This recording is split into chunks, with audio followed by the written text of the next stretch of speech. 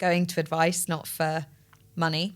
And I think genuinely go to people for advice. Go to other startups, ask them for advice on like whether on your pitch deck, on your pitch, all of that type of stuff. Most people will be willing to give up the time to have those conversations with you and, you know, take them as that, take them as advice conversations. But often out of that conversation, you might get an introduction or you might actually get an investment. One of those conversations turned into an investment.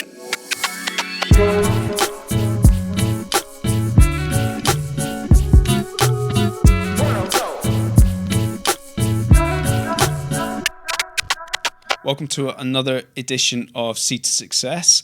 In the studio today, we've got Laura Beales, COO and co-founder at Tally Workspace. Welcome to the pod. Thanks for having me. Yeah, great to have you on, Laura. And first of all, give us the elevator pitch on Tally Workspace. So Tally Workspace is a marketplace for offices and on-demand workspace. We help companies, whatever their budget, find the best office space for them. So we have a technology platform and we have an amazing team of office space experts. And yeah, we find the best office, and that's showing companies all of the options available, negotiating on their behalf, and helping them to find the best space for them. Marketplaces are notoriously difficult to get started because you don't just have one customer, you've got two sides of the equation that you have to satisfy, supply and demand at the same time, or more or less at the same time. So I want to try and get into a little bit more of that and what that looks like. But Laura, if we can, tell us a little bit about your history and how you got to being the co-founder of a two-sided marketplace in the property business. Okay, so you'll be pleased to know I'm an accountant like you. So I qualified as an accountant at KPMG and did audit and consultancy there. So was a pretty boring accountant as they go. But I was always kind of interested in startups. So I think I took a bit of a risk-adverse approach. So I started by doing outsourced accountancy for startups.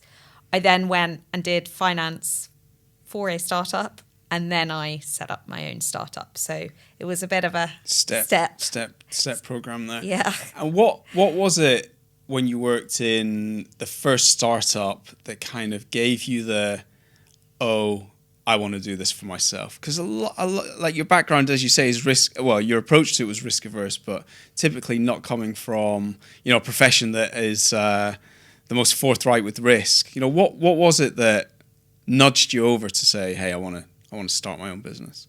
I think the things I loved about my job were the bits where I was working really closely with the founders and making decisions.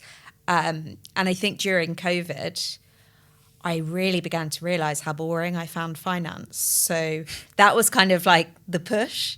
So yeah, I think it was a bit of realizing that I didn't love finance, but also kind of looking at the things I did like about my job and thinking that the risks kind of were worth taking to do something that I really loved. So the business you were at just before Tally, can you tell us a little bit about that and maybe some of the skills, experiences that you took from that you may not have had professionally before that? Yeah, like I would 100% recommend, if you're thinking about starting a startup, go and work in a startup, because it will become a lot clearer to you whether you want to do that. So the previous company I worked at was called Florence, and they were essentially a marketplace for nurses and carers to book shifts in care homes. So two-sided, in that you had to find the care homes to place the workers, and then you had to also find the workers to fill the shifts. And it was a real journey there, full of kind of ups and downs, because during my time, COVID happened and there was a point where it was illegal for temporary workers to go into care homes. So I think being on that roller coaster and being really close to the founders at the time and kind of seeing how you deal with that was difficult, but it was a really good learning curve for me. Yeah. What was the biggest takeaway, or the biggest what did you learn most from the founders when you were when you were there at Florence? I think having come from an audit background where things are treated like the biggest deal in the world, you send out an email with a typo and you'll get crucified for it. One of them was a doctor and one of them was ex-army, And if there was a mistake, they used to always just be like, well, you haven't killed anyone. Yeah. So I think that kind of like putting it into perspective was really important for me, because I think I'm definitely guilty of sometimes taking things way, way too seriously. And I think as a founder, you have to kind of focus on what matters.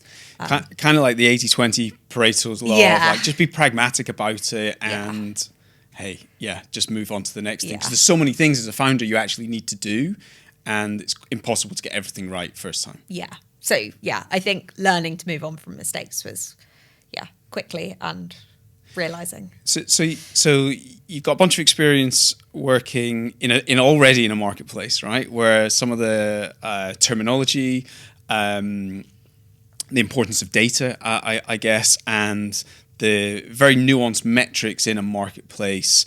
You've had experience of all of that, and then you decide to go and set up your own marketplace. Some may call that crazy. Some may call it inspired. I think it's great. I think marketplaces are incredible, but very difficult to kind of ignite that spark on both sides of the market. So how did that journey actually begin to develop Tally, and at what point, kind of during your career at Florence, did that start? So, me and my co-founder Jules, I think we both struggled during COVID with Workspace for slightly different reasons. I really missed being able to be close to people. I think I'm an introvert, but I do still get a buzz off being around people, and I found that really difficult. But I also really like having kind of like focused space and, my spot in the office and all of that type of thing. And Jules was kind of working out of coffee shops and stuff just to be near people. So I think we both thought that Workspace was fundamentally going to change. We didn't exactly know how, but we thought that there was an opportunity there. And the business started in a completely different place than where it is now. So we started with kind of on-demand workspace in coffee shops.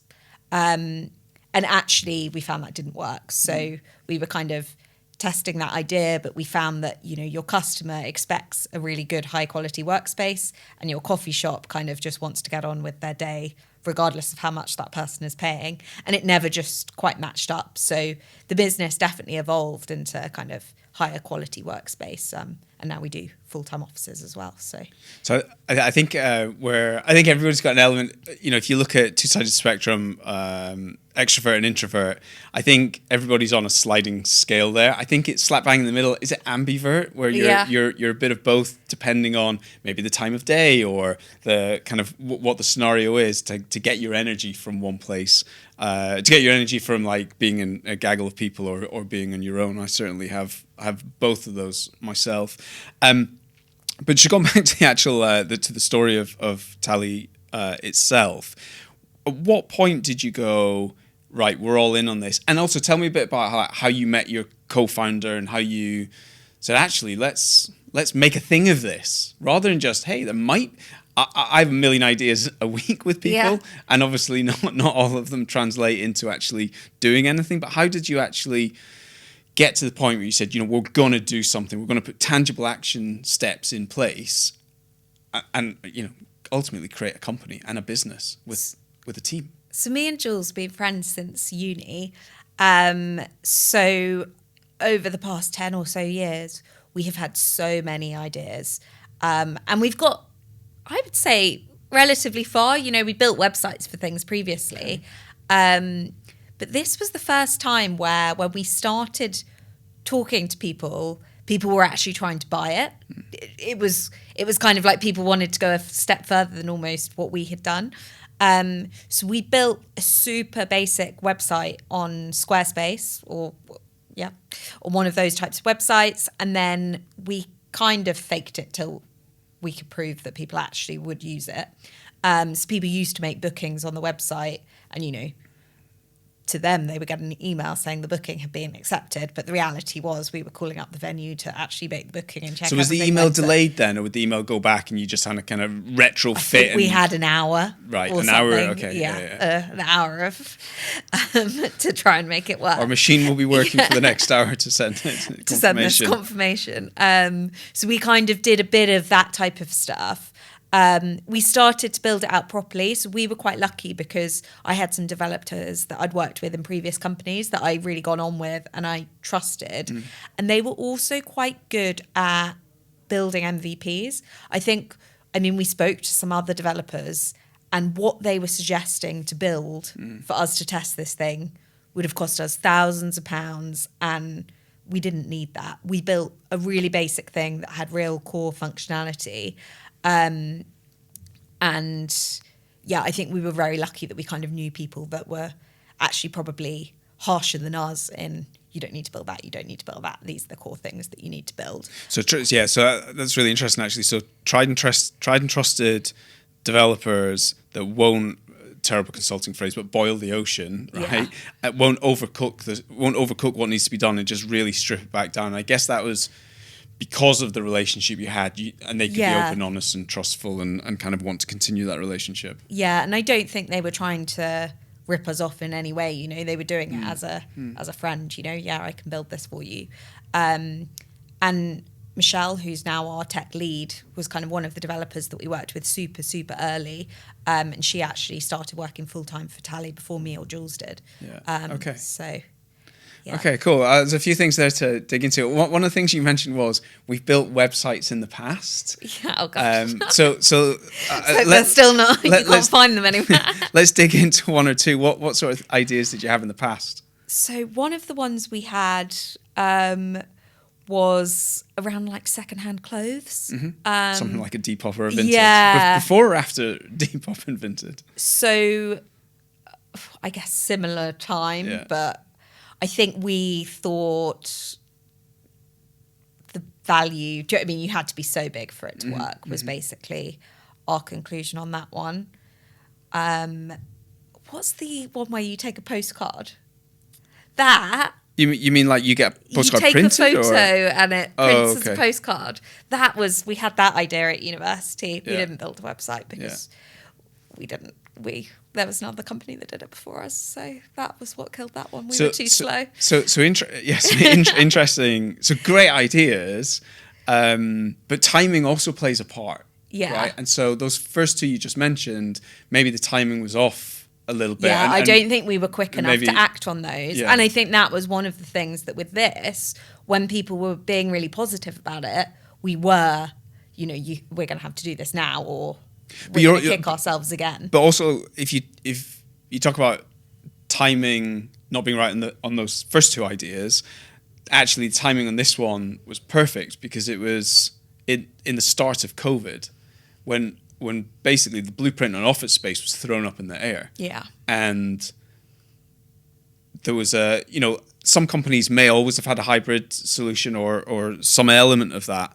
But the whole country needed to move to something different, right? Yeah. So you're actually, the timing worked perfectly then. Yeah, and it's been really interesting because we interviewed loads of customers before we even built the website. And we've kind of revisited a lot of those since. And it's so interesting because I've got the notes from that initial conversation. And then you look at the notes about what they're actually doing now and how people think about workspace has really evolved over that 3-year period. It's kind of, and it's still changing, I think. I don't think it's fixed yet. So it sounds like you went about it the right way and did some research, right? Yeah. Actual user research before you built anything. And way before you built any proper code, you built a website. And I almost liken it to like a duck, where everything on the surface looks perfect, but the duck's little legs are going 10 to the dozen underneath the water, which is effectively what your tech, inverted commas, your back office was doing to try and find these deals. But it sounds like you actually went through this process properly and did a bunch of research. Can you talk us a little bit more around kind of some of the other steps you did along that in order to validate the idea? But despite doing all of that, I still feel like we've pivoted a lot from the original model. So I think it is one of those things where... But it still got you here. Yeah. Because it's got you some initial capital, initial traction, initial conversations. Yeah, and it's got us working with all of these different office providers. A lot of the customers that used us for kind of on-demand workspace when all of the offices are closed then ended up getting offices with us. So it was 100% all things that were worth doing. But I think it is also worth saying, don't be too welded to your idea because you need to adapt and change. Like, I don't think that making bookings in coffee shops was ever the right answer, but it was the solution that got us to where we are now, if that makes sense. So, I do. So you built this MVP on Squarespace or a similar kind of front end website, and then did the manual work in the background. How long did that go, and what was the thinking behind that? Was it we need to close 50 deals on this, and then we've proved our thesis, or kind of what was the validation there, or was it just a means to get some traction, or what was the thinking behind that?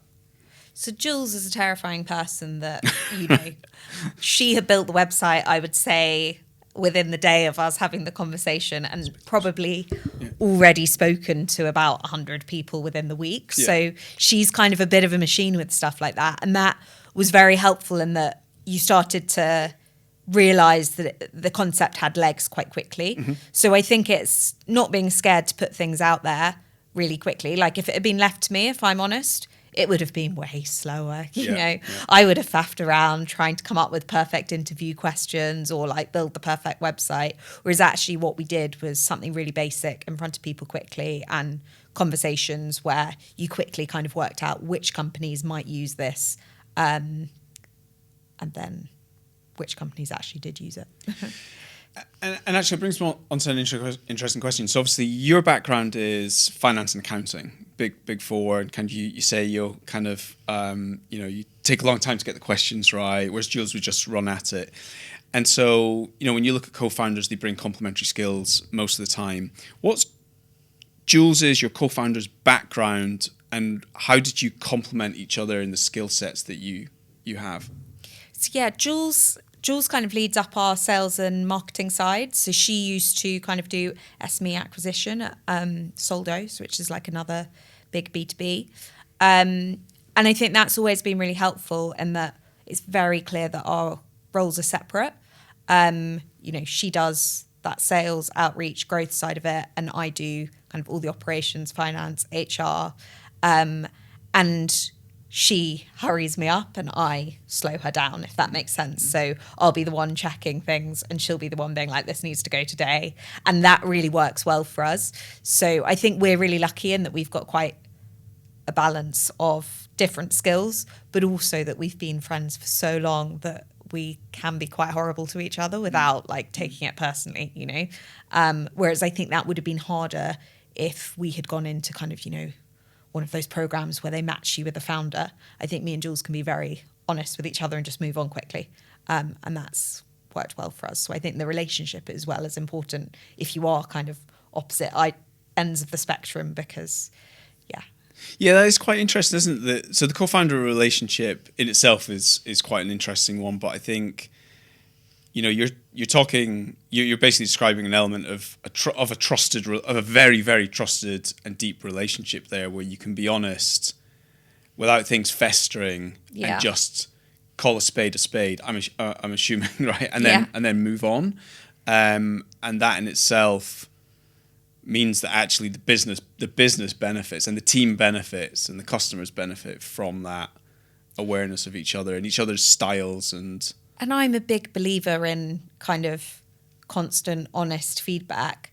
And I think the fact that like people will see me criticize Jules and Jules criticize me and us take it kind of on the chin and move on, I think that's quite helpful in that people realize that it's not just like a personal thing that you're getting feedback on this. It's everyone feedbacks on everything, and that's how the culture should be. It's constantly learning and iterating. Yeah. Do you guys have a shareholders agreement in place? No, I don't think we do.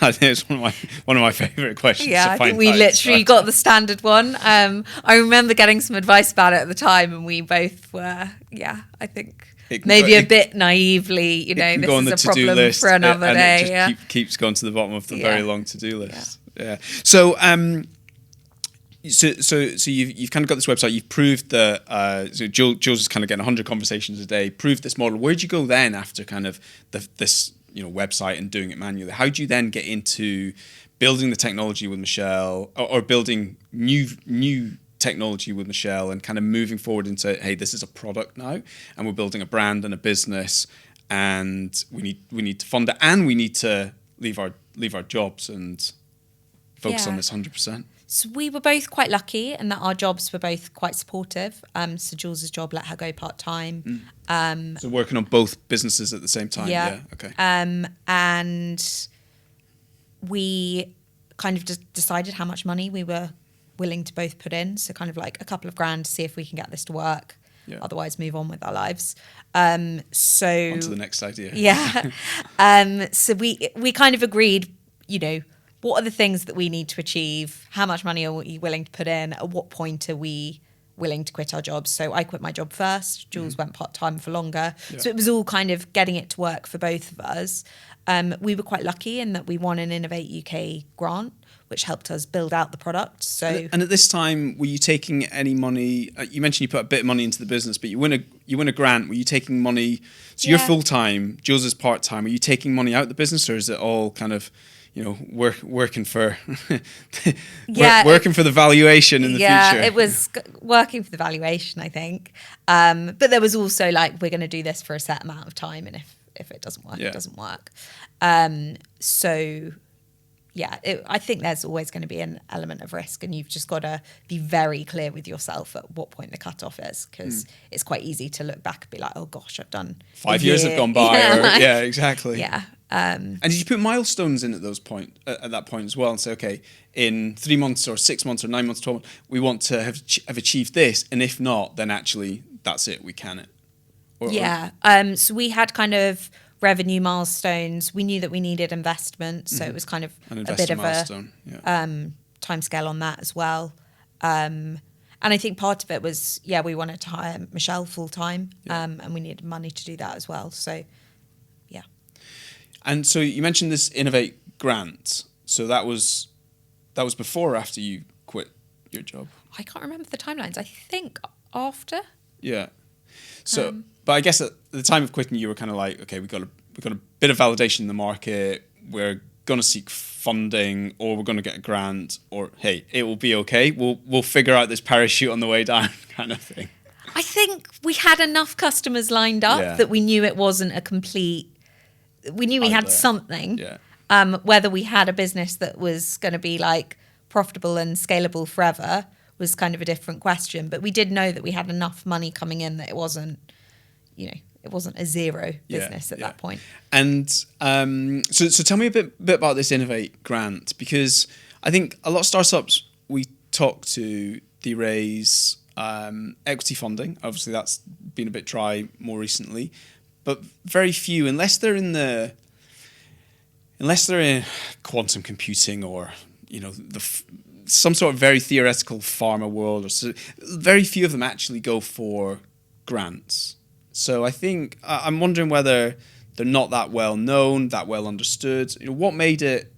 You're obviously a chartered accountant, right? So you've got an awareness of other forms of kind of funding available. But what made you aware of? Was it an Innovate grant? Did you say? Yeah, it was. They had a COVID-related one. Right. So for us, we were. When you read through the competition criteria, we were a good match for it. Yeah. We were trying to get people into hospitality spaces. Yeah. We were trying to get businesses to put money into hospitality spaces, which was a massive issue at the time. So we were a good match for it. But I would always say, check those websites. There are more grants available than I think people realise. And a lot of them are really aimed at that quite early stage, and I think maybe earlier than people realise. And just talk us very high level through the process, or share your experience of the process. I'm assuming you did it yourself, or did you work with a third party kind of grant applicant? Myself, you did it yourself, yeah. So talk us through the process there of how you went about doing that grant. So, it's quite a detailed application form.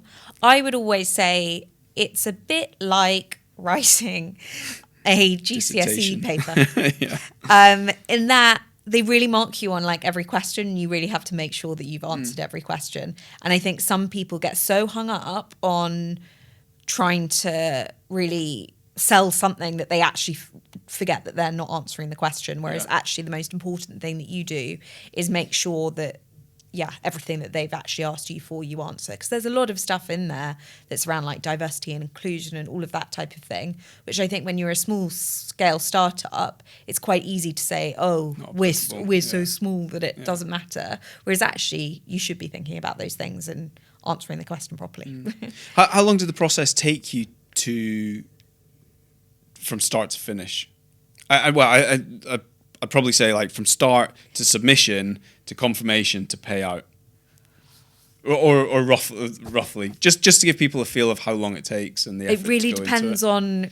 I mean, they're all listed on the website, but it really depends because you can dates, submit way before the cutoff date. Normally, you could submit 6 months before, and then I think they spend 3 months maybe judging, and then the money comes as you achieve the project goals. Yeah, it's quite I mean, I wonder if a lot of people. I know someone that's just applied recently and actually been successful as well.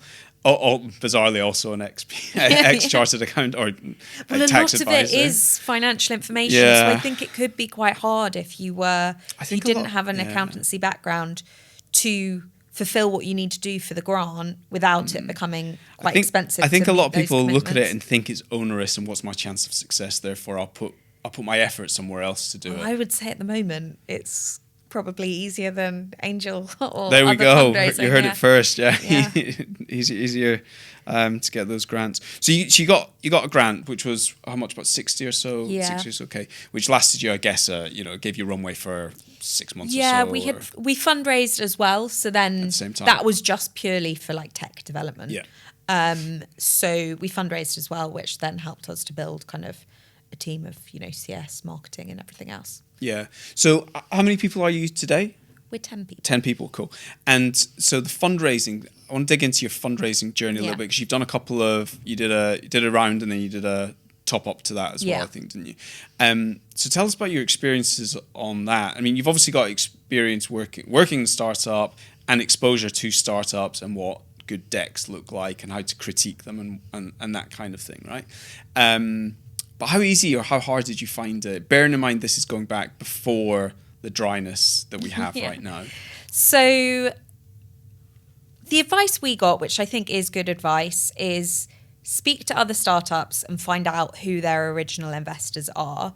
Because the ones that you find online tend to be really well publicized and, they're probably receiving 1 million emails a day. And actually, there's a lot more angel investors out there. One thing I think I've definitely noticed this is startups come to me saying, "Can you introduce me to your angels?" And actually, it's quite a big ask because your angel investors, if they give money to these people, have less money to give to your startup. If that startup behaves badly, that reflects really badly on you. So you have to build up the trust of that startup, I would argue, and this is definitely what we felt, to even get that introduction. And I think sometimes people kind of want to skip that step, but actually, if you can get a really nice, warm introduction from a startup that they already invest in, that is probably the best route, and that's where we got our funding from. So how did you go about building... So I guess there's two questions, but maybe a similar answer. How did you go about building up the credibility in the eyes of fellow founders? And if someone came to you today, what sort of, inverted commas, due diligence would you do on them before you're comfortable enough to introduce them to an investor? I know it's cringe because a lot of people say this, but going to advice, not for money.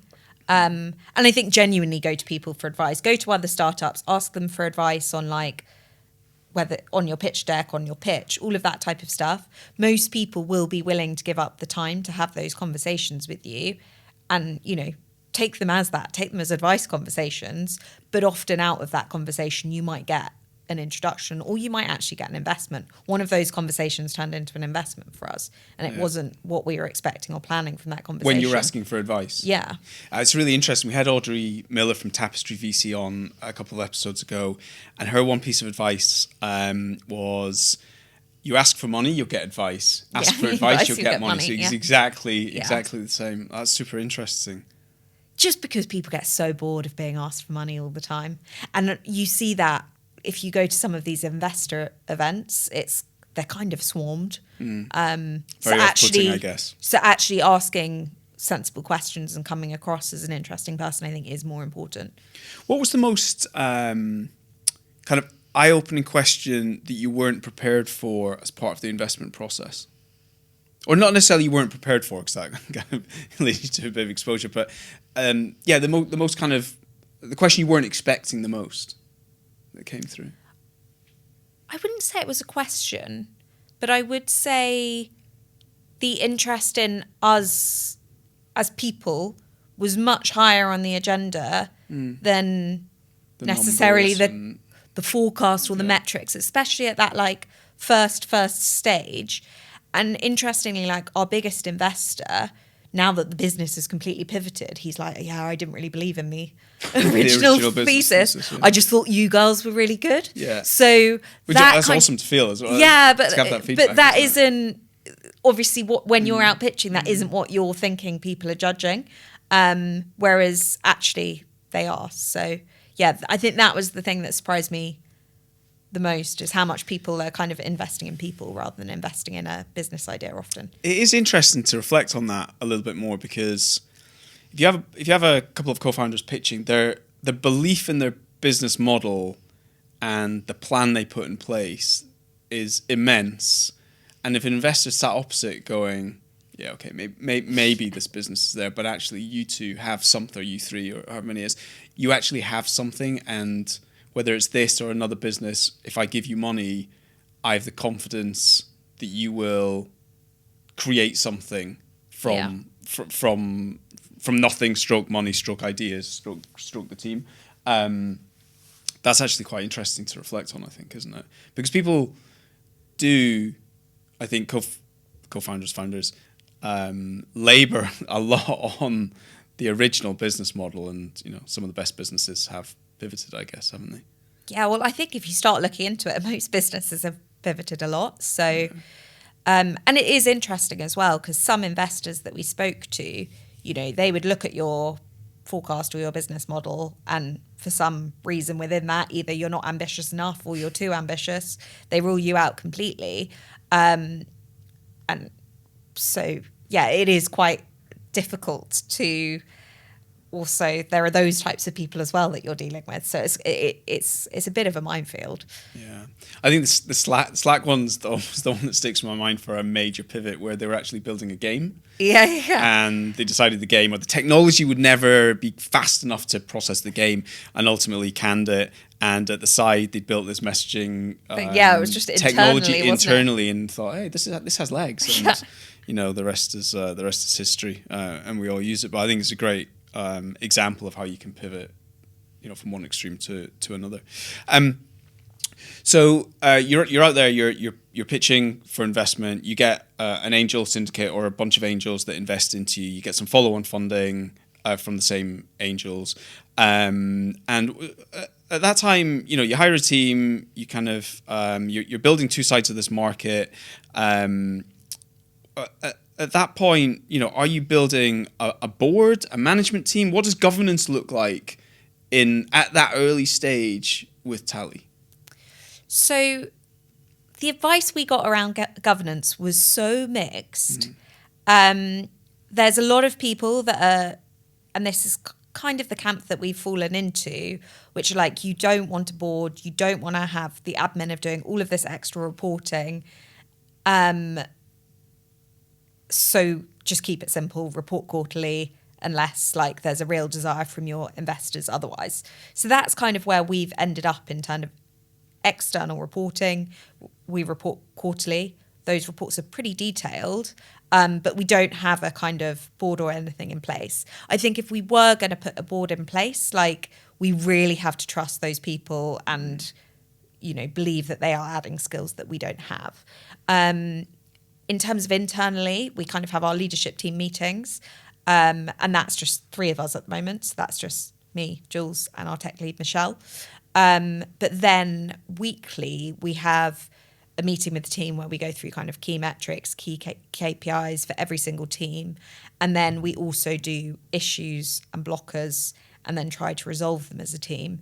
And it was actually interesting because we added the issues blockers bit probably about 2 months ago, and we just did our employee feedback, and that was one of the things that came out by far the most positive was I really like being able to share my problems with the rest of the team and that it feels like everyone's collaborating and that type of thing. So I think that's worked really well for us as well. Yeah, there's a few things in there that I definitely want to dig in. Definitely want to dig in on metrics, but just back on the board conversation, I think, if you have to have monthly sit downs, and there's a time and a place and a stage of a life cycle of a business, and right now I guess you just want to be fluid and you just want to go at it rather than be stifled by too much governance. And I think one thing you said was adding value and skills that you don't have, and I think that's where some investors might want to have the governance and the control, maybe not at that stage. But I think from a founder's perspective, there's always, who can help me either open doors, who's seen this before, who can help solve a problem. And if that's not needed at that point, then it's, a case of arm's length and as and when they're needed. Some of the investors that we spoke to originally, some of the reporting and things that they wanted to do and sitting on the board, we genuinely didn't take the money because we didn't think that we felt like it was going to become a nightmare. And I've definitely seen that with previous startups where they've ended up having to kind of buy people out, all of that type of thing, because just the cost of having to deal with all of that person's requests, when they've invested a relatively small amount in your business, just doesn't have payback. So I think do be a bit careful with that, because it's easy to say, they want to invest, but actually if someone's investing £10,000 and they require a lot of you, and in 3 years' time you're going to regret taking that money. Be careful who you are, who you get married to, I guess is the principle there. You mentioned metrics before. Can you talk to us, what are your two-sided marketplace? What are the metrics you monitor in your two-sided marketplace? So I think, to be really accountancy about it, but I think the obvious one is kind of like CAC versus lifetime value. And so that is the cost of acquiring a customer versus the lifetime value of a customer. And it's super important to kind of look at those together. And it's really hard to get lifetime value right at the beginning. Because you're extrapolating or you're extrapolating or you're guessing. And especially for us where the business changed. So people that were regularly booking on-demand workspace and hot desks got offices, so our lifetime values, And did that pivot? Did that change from an individual customer to now a business customer? Initially was it an individual customer that said, "Hey, I need out my home. I'm going to find a spot. I'm going to find a coffee shop, and I'm going to sit down in it." Or has it always been business to business? So right at the very start, we did try and do some B2C. Yeah. We just found that it didn't work. Yeah. And I think part of that is employees expect their companies to pay for their workspace. Yeah. So there aren't that many people that are willing to pay a huge amount. And most freelancers, they're happy to go and sit in a cafe, and then they don't really want to pay to sit in a cafe. So it was a different market. So I would say that was one of the things that we found out from interviews and stuff very, very quickly. We became B2B. We used to have, and we still do have, a lot of these remote companies. They've got employees all over the UK, and they let their employees book hot desks and things. But quite a lot of those companies came to us and were like, we've got 12 people in London. We also need an office. Yeah. So they kind of turned into different types of customers, which made lifetime values all very complicated. Yeah. So back on the LTV to CAC ratio, so you got customer acquisition cost, which is probably quite easy. What do you use a CRM to track that, or is it and I think system? Or you say it's easy to track, but one of the things when Sorry, I'm comparing it to the complexity of lifetime value, so relatively it's the easier of the two. But I think it's also important to do kind of fully loaded CAC. So just explain what you mean by fully loaded CAC. So fully loaded CAC, it would have everything in it. So it would have your salesperson cost. Do you know what I mean? Really trying to put events, all of that stuff that maybe might not be a directly attributable cost, but actually does feed into the overall cost of acquiring a customer. And once you start to bake that in, we quickly realised that for our on-demand product, we couldn't really get payback if we had salespeople selling that. So you've introduced another metric here, which is actually super. No, it's cool. It's good. It's good. I could talk about these two metrics till the cows come home, right? So I think that there's a couple of things. You introduced payback, which I think when you look at LTV and CAC ratio is great, but you've actually also got to take it into account with payback or the amount of money you have in the bank. Because if your LTV to CAC ratio could be brilliant, but you could run out of money because your payback's too long and you don't have enough money in the bank. But before we get to that one, if we just take it back to the CAC again, right? I was the one that said it was easy. It's obviously not. But CAC in a B2B business can actually span multiple months. So how did you calculate your customer acquisition cost when you might be having a salesperson or a BDM having a conversation in month 1, a little bit of a conversation in month 2 and them coming to an event, and then month 3 is when they convert? Because obviously you've got longer lead times because people their offices are maybe expired, their leases are expiring. So you've got prolonged period of having that customer interaction. How do you cope with that? So I think also the best is the enemy of the good with some of this stuff. Yeah. So is that Jules? Jules no, for me, for some of this stuff, I do think, when you're modelling this out, how many deals can you expect a salesperson to close each month? What's realistic? How many have they done? What's the average value of each of those deals? So kind of looking at it that way, you can try and map back a perfect one. But I think when you're the size we are and things change so quickly, 80/20. having a kind of proxy is actually, as long as it's sensible and it actually takes all the costs into account, so your CAC costs are coming from your finance system then, by the sounds of it, right? Zero or a different one? Yeah, zero. Zero. And then your lifetime value. What do you look at a lifetime of a customer? Ours is very difficult because the on-demand side, our churn is incredibly low, but our frequency can be quite low as well. So some of these customers that we, did our MVP testing with and used our rubbish Squarespace are still using us today. I think most of them, but they're probably using us once a quarter or something. So actually the frequency has gone down a lot, but our churn on the customers is quite low. So that has been really difficult to look at on the on-demand side. Whereas for the full-time office side, it's relatively straightforward because you kind of know what the amount is up front. So a lot of companies cap their LTV. What they say is, our LTV to CAC ratio, our 36-month LTV to CAC ratio is this, or our 24-month. What do you look at as this is our, because the LTV, there'll be a tail that goes on forever more. It should be a very, very long and small tail. What do you go? We cap it at 36 months, and then this is a comparable metric across other startups, or? It's hard because our usage has changed so much, and we haven't been around for. We're not talking about a company that's been here for 10 years.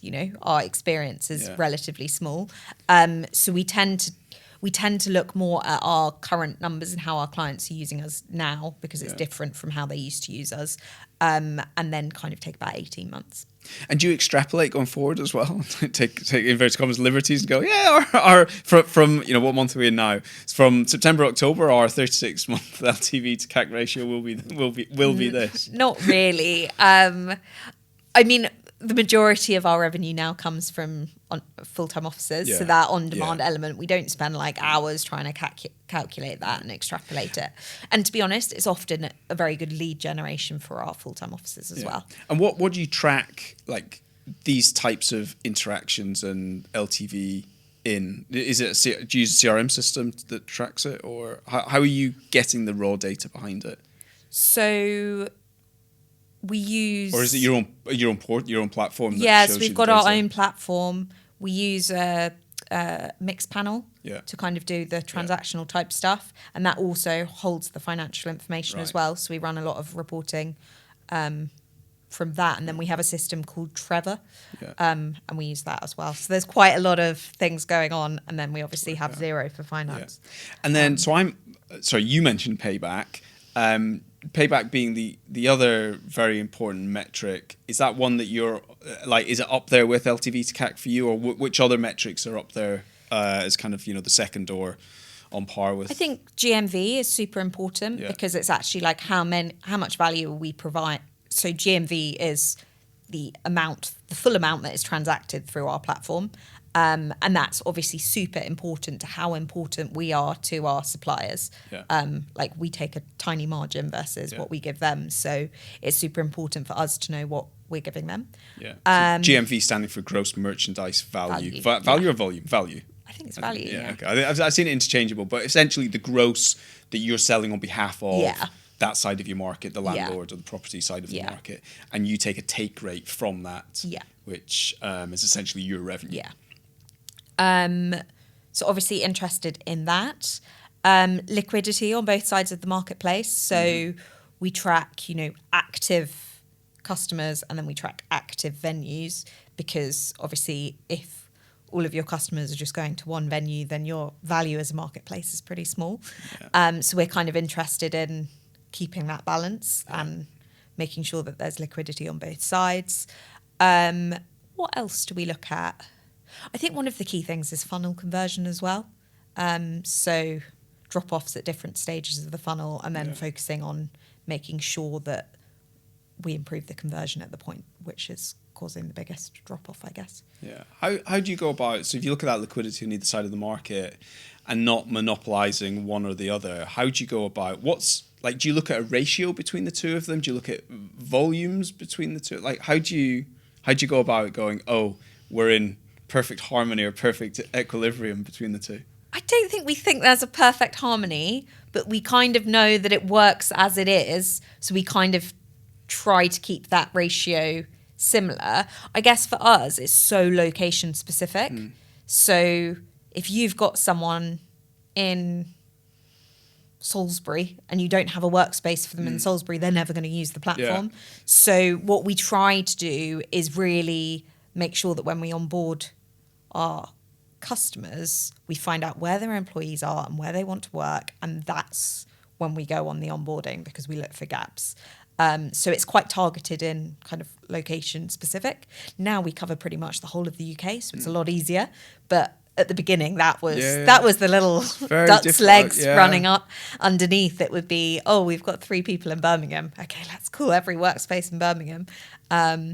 So that was the bit that was always quite hard, was trying to matching actually on a location basis. And that was similar in my old company as well. It wasn't necessarily. So you came in with that experience of you need to have the harmony on both sides. I love marketplaces. I think they're brilliant, and if you get that equilibrium or however it is, whether it's across the country or different types, or whatever it might be in that market, I think in that marketplace, I think when you get that flywheel, I think it's a self-propelling business model. Yeah. Once you've got enough customers and enough supply and demand. The whole thing improves for both sides. But it's very, very difficult to ignite it and get it started from day one.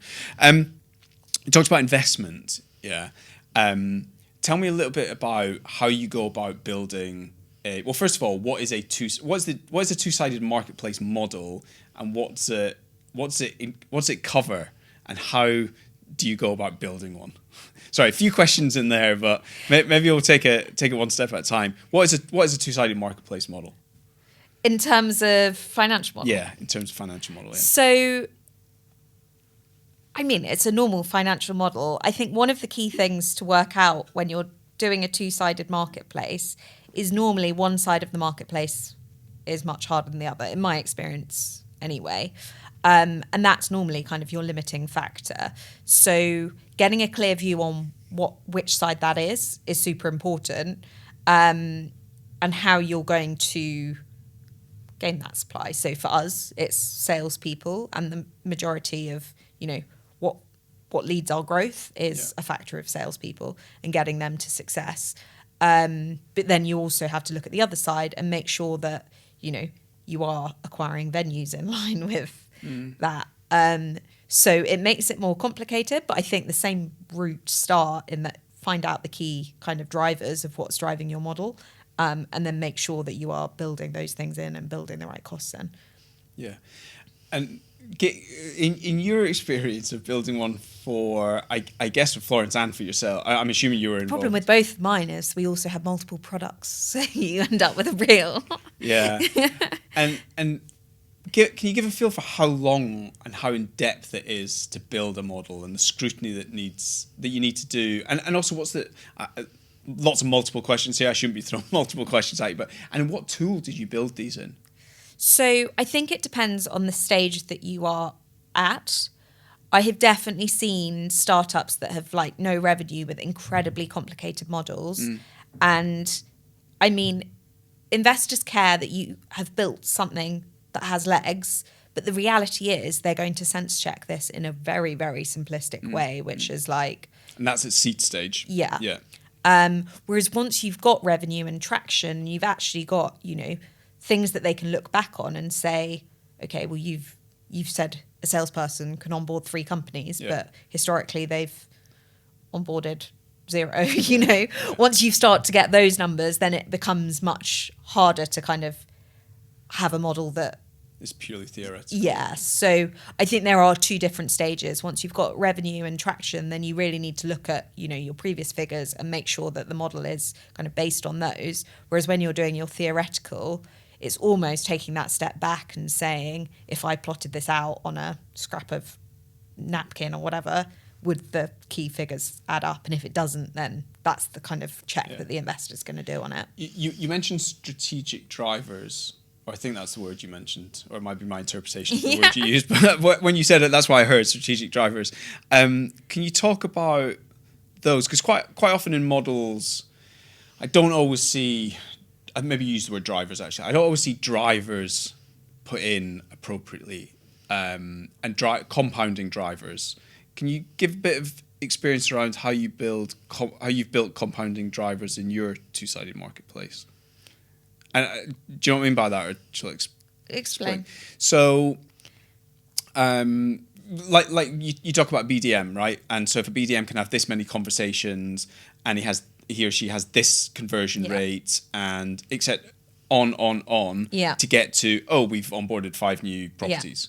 That's what I mean. Fine. So yeah, I guess for us, compounding drivers, salespeople, but it's also looking at kind of other things. It's kind of, if you take a step back and look at where your leads come from and where you've got these customers, you can normally plot out like how many were inbound, how many were referrals, how many are repeat customers, how many were like pure sales, outbound outreach.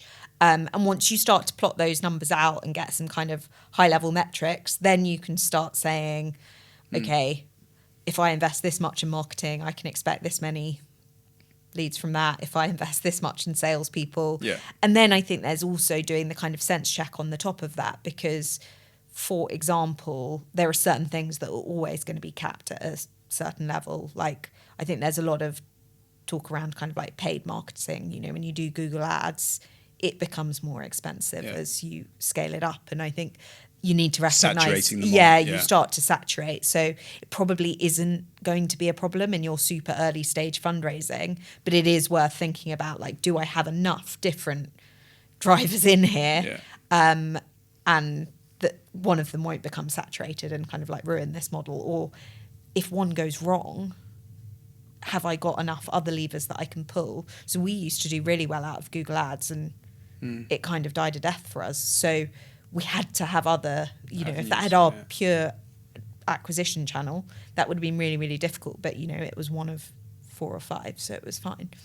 I quite often see in startups, I see one of 2 extremes. I see finance shut away to build a model, and I see operations trying their best to build a model, and actually they have some sort of weird hybrid between a cash flow and a P&L. And it just doesn't work. You're obviously one and the same, given the fact you're COO and you've got a finance background and hat. But how do you, in your business, how do you sit down and brainstorm the start of kind of the modeling journey between finance and operations, bearing in mind you've got 2 hats on? Like, how do you bring different parts of the business into it so you get the drivers right? I think for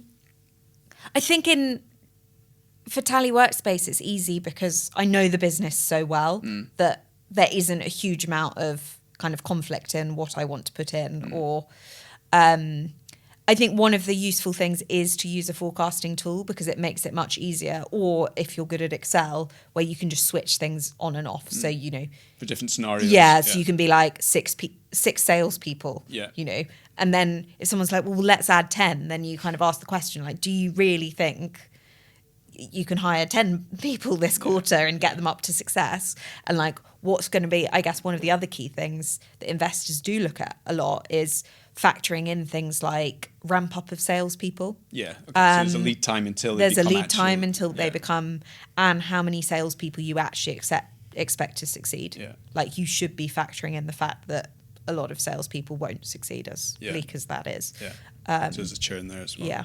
And what do you build your model in? Your models in? I used to build them in Excel. I built the most recent one in Fathom. Okay. And I think there's advantages and disadvantages to both, because the good thing about Excel is you're so in control of it that, you know, an investor asks you to change this or to send how this was calculated, and it's super easy. Yeah. Whereas when you send it from a forecasting tool, the slight problem is that then they want to see kind of the underlying details. You almost end up rebuilding some of it in Excel to just show. I mean, that might be our investors, but they didn't want to go into the forecasting tool, which did mean that I had to kind of pull off micro forecasts and stuff. I see that all the time, where they're not comfortable in that technology, and two, they want to kick the tires and apply their own sensitivities to the model. I've even seen it where a model's been built in Google in Sheets, and an investor's gone, no, we want this in Excel. It needs to be downloaded, and the conversion isn't always there, so some of it's had to be rebuilt in Excel. But Laura, you'll never know until you've gone through the process. That's it. Unfortunately, there's still a place for Excel in model building at the moment, I think, unfortunately. What's been the biggest challenge since you've kind of, you know, left finance world, left the comfort of a Big Four, left the finance world, left a startup, and now on your own? What's been the biggest challenge that you've experienced? I think there's an element of resilience. Like, you really care about your team. Like, you hire these people that you think are the best at their job. Like, you nurture them, you train them, and then things are tough and you miss targets, and it's trying, you know, and they want a pay rise, and you know, it's really difficult to fundraise at the moment. And so I think that's been the hardest thing for me, is kind of like not being able to necessarily give people always what they want. Even though sometimes, you know, that's fine if they don't deserve it. But when you genuinely believe that they deserve it as well, and like you have to do it later than you wanted or whatever. So I think it's kind of like having, that you care about your team. And so sometimes it's letting them down, I think, is kind of the hardest thing. Yeah, it's difficult. And what does success look like for Tally Workspace? I would love for the business to be, you know, a respected brand. I would love for people to be like, oh my gosh, you started Tally Workspace. I think, you know, sometimes when you meet founders at these events and they tell you the business they founded, and you are like, wow, I would love to be in a position that Tally Workspace was one of those businesses. I think in a similar way to what I said about employees, I would love for the business to be exited at such a high valuation that, you know, it didn't just have a material impact on me and Jules's life, but everyone who'd worked for us, you know, could walk away with a deposit for a house or whatever. Yeah. That would be great. Yeah. You mentioned about having a well-known brand and people kind of, you know, knowing what are the building blocks. If you break that down and say, okay, that's success, what are the kind of tangible things behind that as kind of a well-known brand? What would you say are the kind of the success criteria to having a well-known brand? I think for me, although I say brand, I think it is, you know, financial success and like actually having a company that makes lots of money and exited for a decent valuation. Yeah. I'm a finance person. I am quite boring. But I think there's also like a reputation thing, you know, you want a brand that people associate with like having done a good job and like respect, rather than, you know, you see all of these things in the news about things companies have done, you know, employing slaves in other countries. You know, I don't want any of that. I think it's a brand that's kind of like respected in the space and has done so in a good way. Yeah, I find it I find it pretty interesting. As a founder myself, when you build something from nothing, like the power of building a brand from nothing that people understand, know, and respect is really powerful. And then lastly, Laura, what would be the one piece of advice you give to other founders? I think don't be scared to try things. I think it's very easy to, let your own anxieties stop you doing something when actually, normally, if you go and speak to people, you ask people questions, people are much more willing to help you. And when you put something out in the market, it might fail, and that's absolutely fine. Yeah. Cool. Great advice. And where can people find you if they want to, where can they find Tally and where can they find you? So we are tallyworkspace.com. Find us there or find me on LinkedIn. Perfect. Laura, thanks so much for doing this. Thanks. It's been lovely. Thanks.